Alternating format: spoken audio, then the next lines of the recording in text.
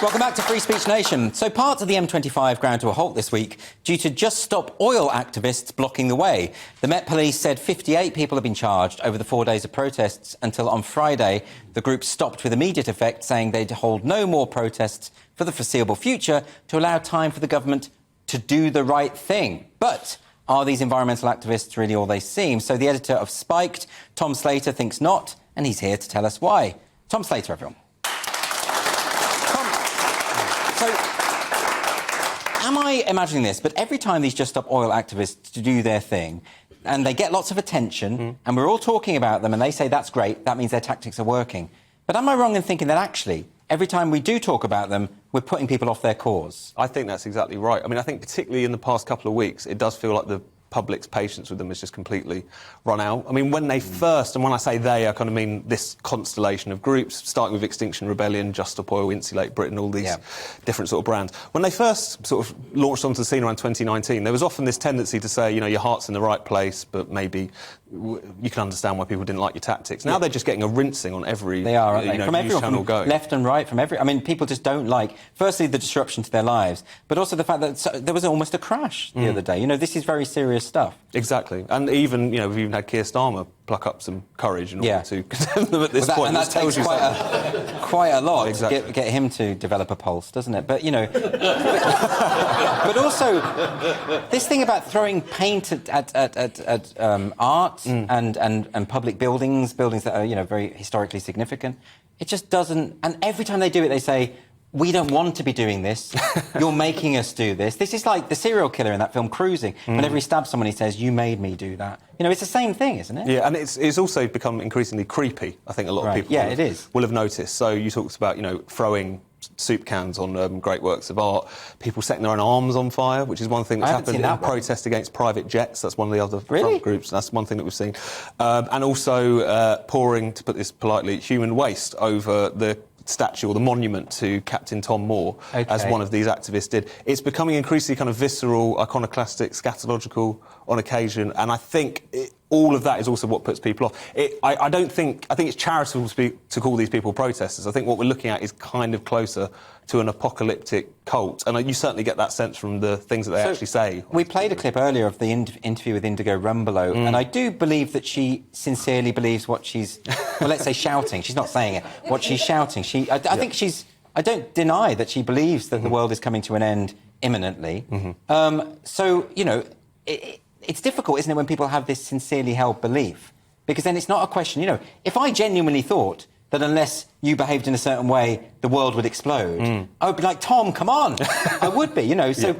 How do you therefore deal with that? Because they're not coming at it from a rational position, are they? I think that's exactly it. I mean, you talk about Indigo Rumbelow, whose name alone, you know, starts off titters of laughter.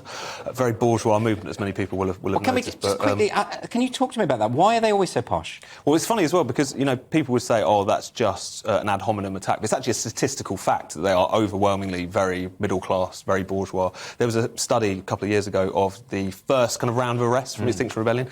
85% of them have a degree. They're overwhelmingly southern and wealthy. And I think there's a reason for that, insofar as environmental activism has always predominated amongst the sort of middle classes, historically, the quite reactionary middle classes and even upper middle classes. But I think in its current iteration, it just makes perfect sense because of the fact that they're preoccupied. If you have a certain level of comfort in life, you can become preoccupied about the end of the world quite quickly. So the Gilets Jaunes in France used to have a fantastic slogan, which is, you're worried about the end of the world, we're worried about the end of the month. So you want to put up taxes on us, but we actually are worried about getting by. And I think that's a big part of why you see this big class clash. What strikes me is they never present the arguments. They just scream. Now, do they have a point? If they were to present the argument in a cool, collected, rational way, would they be right? No, because it's complete nonsense. And actually, if you look at what they... And you were talking there about how Indigo and the rest actually really believe this stuff. So what is it, the stuff that they actually believe? So if you look at what some of their leading lights have argued previously, so you take Roger Hallam, who is one of the co-founders of Extinction Rebellion, is also very involved in Just Stop Oil. He believes that 6 billion people are going to die by the end of this century, which there's no study that backs that up, that no one credible actually believes that. Where's he getting that from? He's never been able to produce the evidence. I've debated him and he can't do it. But again, it's this idea that everything's going into hell in a handcart. Yes. He also, there's a video, and you're wondering why some of these kids are so scared and upset. There's a video that he put out a couple of years ago called Advice to Young People as They Face Annihilation. And then there's one bit in it where he paints this hellscape image, which I won't go into the gory details, but effectively kind of dystopian mass murder, sexual assault. At one point he suggests that marauding boys will come into your house and burn out your eyes with a stick. That's almost a direct quote. So if you believe that, you'd probably climb up on a gantry as well. So it's like The Walking Dead. He thinks the future is The Walking Dead. That's pretty much it. And this is the thing. This is why it takes on a quite cultish aspect, because what you're talking about here is not a reasoned position come from reading the scientific evidence. It's effectively a kind of religious fervour and belief and obsession with the apocalypse. But climate change is happening. So there's a point there, isn't there? And like Christopher Hitchens used to say, well, you know, we should actually just assume the worst in a way, because if we don't, and that transpires to be the end result, then we're screwed. Well, I think you have to put humanity front and centre, though, and I think that's where a lot of these groups go awry and end up taking us down some quite dark alleyways. Because if your fundamental interest is human well-being and human flourishing, then the kind of eco-austerity that they're advocating for, you know, Greta, etc., talk about economic growth as a fantasy, effectively, even though it's the thing that's sustained our living standards. And even on some of the points that they make, that everyone's going to die, that there's going to be all this death and destruction, it is kind of the inverse of the truth, just because of the fact over the past century, you know, deaths from climate-related disasters have dropped by 95%. Because the more you develop, the more that you can actually look after you can actually fortify yourselves against the, but that's an interesting point. Angers of nature, if you like. You know, we know that human history is a story of technological progress. They don't seem to factor in that humanity might come up with some solutions to these problems through technological development. Why is that not even on their radar?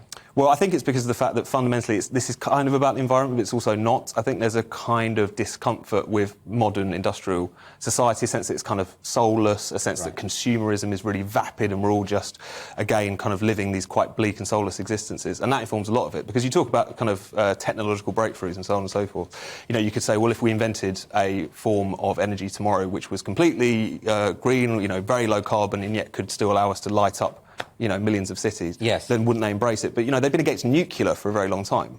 They've been until quite recently, where they've kind of sort of gently embraced it.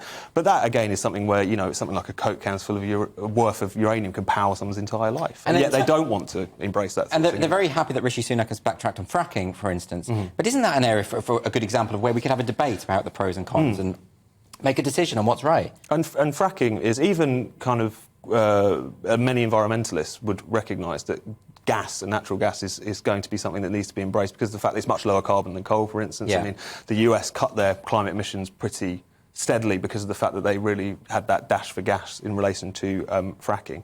But as I say, the reason that they don't want to embrace these things is because of the fact that, yes, they're quite extreme, but also what they're fundamentally interested in is the idea that society has kind of gone too far. We've developed too much. There might be too many of us. Some of them embrace that kind of ideas.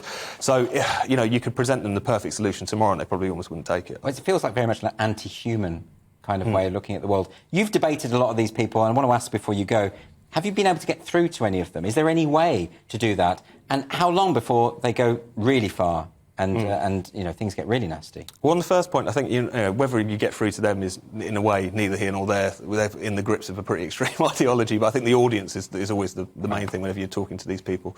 As there's a lot of people out there who are not buying what they're selling, but they're still, you know, it's always worth having the argument in that sense. In terms of what they're capable of, I'm not someone who wants to go around calling these people terrorists. I think, if anything, that implies a level of physical courage of which they're probably not actually capable on the most part. But at the same time, what the ideology that we're talking about is quite extreme, it is quite anti-human, and whilst this lot might be decidedly non-violent, that general misanthropic ideology could be quite dangerous further down the line, I think. Tom Slater, thank you very much.